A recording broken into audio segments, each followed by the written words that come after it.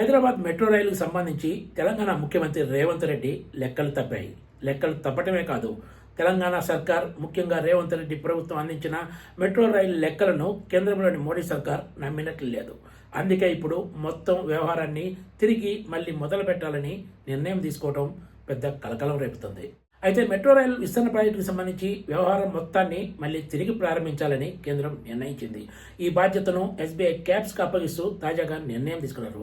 2 రోజుల పాటు తెలంగాణ ముఖ్యమంత్రి రేవంత్ రెడ్డి ఢిల్లీలో కేంద్ర రైల్వే శాఖ మంత్రి అశ్విని వైష్ణవ్తో పాటు కేంద్ర పట్టణాభివృద్ధి శాఖ మంత్రి మనోహర్ లాల్ ఖట్టర్ తోటి విడివిడిగా సమావేశమై మెట్రో రైల్ విస్తరణ ప్రాజెక్టుతో పాటు మొదటి దశ ప్రాజెక్టు టేక్ ఓవర్ అంశాన్ని చర్చించారు.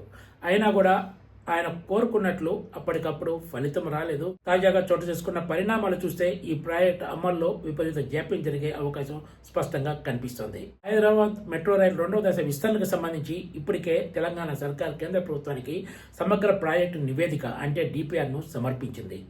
122.9 కిలోమీటర్ల మేర ఈ విస్తరణ ప్రాజెక్టు అమలు చేసేందుకు 38,590 కోట్ల రూపాయలు అవసరమవుతాయని అంచనా వేశారు.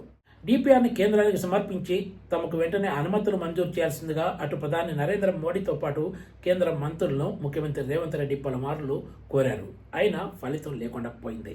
అంతేకాదు, తొలిదశ మెట్రో రైల్ ప్రాజెక్టును ఎల్ఎన్టీ నుంచి రాష్ట్ర ప్రభుత్వం టేక్ ఓవర్ చేసేందుకు వీలుగా రుణ మంజూరు ప్రతిపాదనలకు విజ్ఞప్తి చేశారు.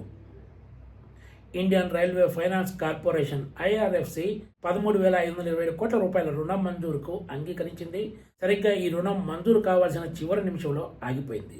దీంతో తెలంగాణ ముఖ్యమంత్రి రేవంత్ రెడ్డి తీవ్ర ఆగ్రహం వ్యక్తం చేస్తూ తెలంగాణకు చెందిన కేంద్ర మంత్రి కిషన్ రెడ్డి ఈ రుణాన్ని నిలిపివేయించారంటూ తీవ్ర విమర్శలు గుప్పించారు. మెట్రో రైలు విస్తరణ ప్రాజెక్టుతో పాటు తొలిదశ ప్రాజెక్టు టేక్ ఓవర్ పనులు సజావుగా సాగేందుకు వీలుగా కేంద్ర మంత్రులతోటి సమావేశాలు ఏర్పాటు చేయించాలంటూ ఆయన కేంద్ర మంత్రి కిషన్ రెడ్డికి లేఖ రాశారు.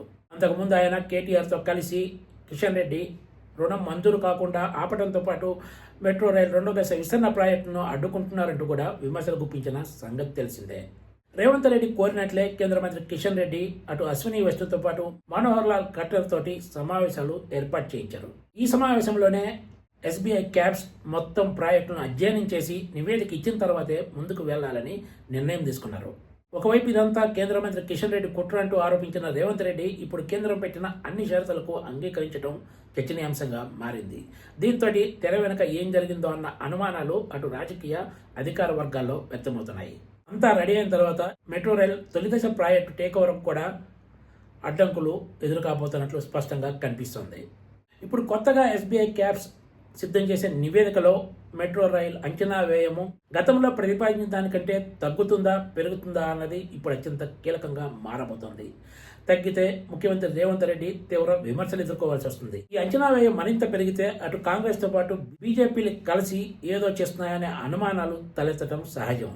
తెలంగాణ కేబినెట్లోని కొంతమంది మంత్రులు కూడా ఇదే అభిప్రాయాన్ని వ్యక్తం చేస్తున్నారు. ఇప్పుడు ఎస్బీఐ క్యాబ్స్ తన నివేదికను అందించి దీనికి కేంద్రం ఓకే చేసిన తర్వాత కానీ ఈ పనులు ముందుకు సాగే అవకాశాలు లేవు.